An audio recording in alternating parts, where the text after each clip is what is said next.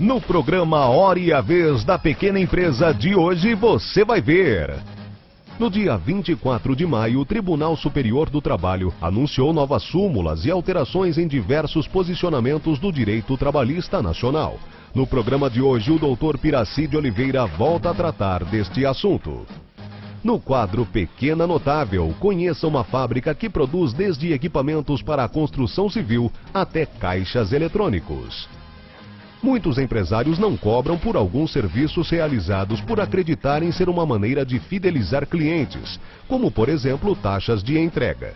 Mas como fazer com que clientes comecem a pagar por serviços que antes eram gratuitos? Confira as dicas do Dr. José Antenor Nogueira.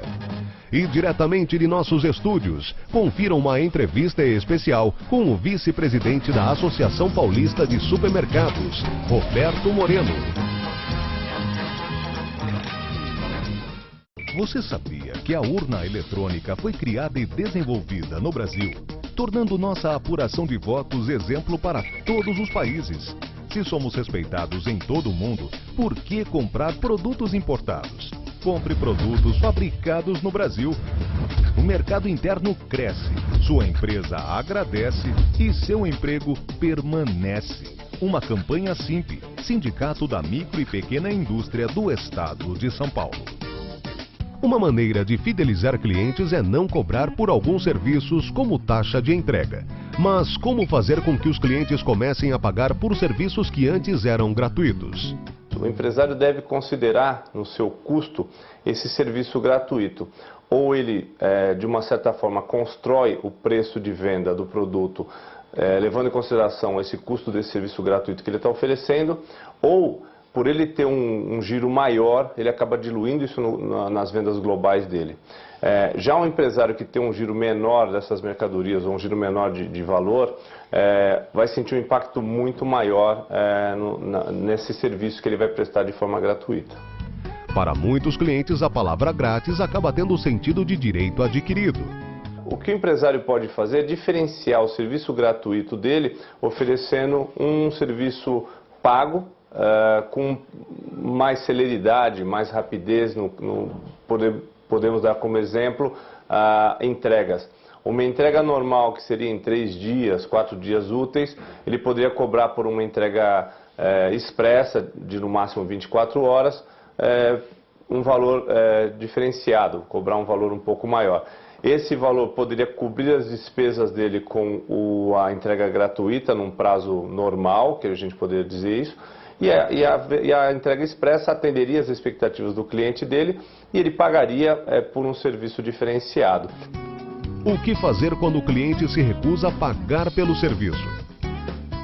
Na verdade, ou por esse serviço, na verdade, o que ocorre é que muitas vezes o empresário, com a intenção de não perder o cliente ou de não sofrer uma redução nas suas vendas, acaba absorvendo esse custo, mas ele pode ser prejudicial no futuro, quando o empresário vê o tamanho da conta que ele vai acabar pagando por suportar esse custo que, dependendo do seu volume de vendas, ele pode representar um custo bem alto para a empresa.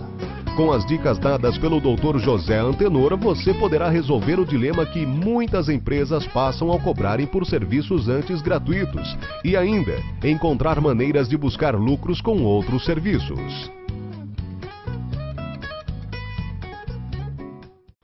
No mês de maio, o Tribunal Superior do Trabalho anunciou diversas alterações nas relações trabalhistas do Brasil. No programa de hoje, o Dr. Piraci Oliveira volta a tratar do assunto e traz mais detalhes a você. Separamos, em adição ao programa anterior, 2 itens para tratarmos de maneira superficial, mas que já trazem alguma repercussão de ordem prática. O primeiro deles é o adicional de periculosidade, alterado pela súmula 364. Desde 2002, havia uma súmula anterior, uma redação anterior, pelo qual era possível o empregador pagar proporcionalmente o adicional de periculosidade se houvesse acordo coletivo e prova de que o empregado ficou em contato com a área elétrica, por exemplo, de maneira intermitente. Então, era possível fazer-se a proporcionalização dos pagamentos, desde que houvesse previsão em acordo coletivo e prova de fiscalização. Essa possibilidade foi excluída com a nova redação da súmula, o que nos leva a entender, então, que a proporção de pagamento de periculosidade não mais será possível. E aqui ficam as perguntas. Como é que se dará o andamento dos casos que estão ocorrendo e se baseiam em acordos coletivos vigentes? Indaga-se isso porque o TST, ao analisar eventual dissídio coletivo, tornará nula cláusulas que proporcionalizam o pagamento da periculosidade, tendo em vista que uma nova súmula disciplinou a matéria em outro sentido.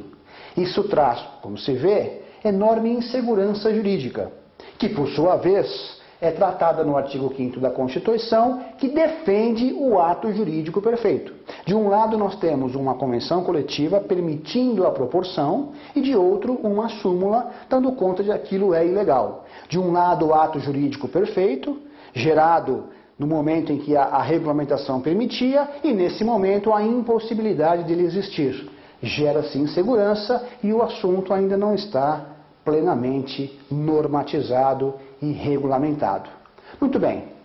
Outro item de relevância separado para esse programa é a responsabilidade subsidiária tratada na antiga súmula 331. No passado, havia a redação da súmula 331 que não contemplava o item 5. A nova redação do TST inseriu o item 5, que trata exclusivamente da exclusão de responsabilidade da administração pública, direta ou indireta. De hora em diante, entes da administração pública, e o que mais nos importa é a administração indireta, se fiscalizarem os seus contratados, se fiscalizarem os empreiteiros, aqueles que prestam serviços, jamais poderão vir a ser responsabilizados subsidiariamente por encargos trabalhistas. Já há julgados nesse sentido, como por exemplo o da Petrobras.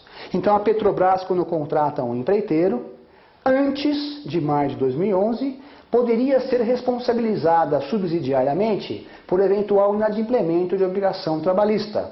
De hora em diante, isso não mais poderá acontecer, desde que, obviamente, houver prova de fiscalização. Portanto, o ente público, fiscalizando o cumprimento da regra trabalhista, exime-se de qualquer corresponsabilidade. Evidentemente que há um prejuízo para os reclamantes. Nesse primeiro julgado que existiu, era uma empresa de engenharia, o reclamante deixou de ter a Petrobras como co-garantidora dessa obrigação. Como se vê, são alterações profundas que passaram a viger desde maio do último ano.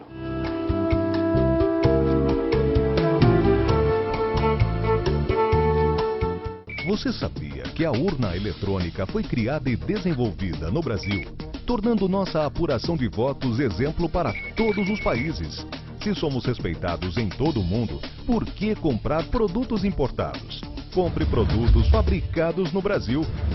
O mercado interno cresce, sua empresa agradece e seu emprego permanece. Uma campanha simples, Sindicato da Micro e Pequena Indústria do Estado de São Paulo.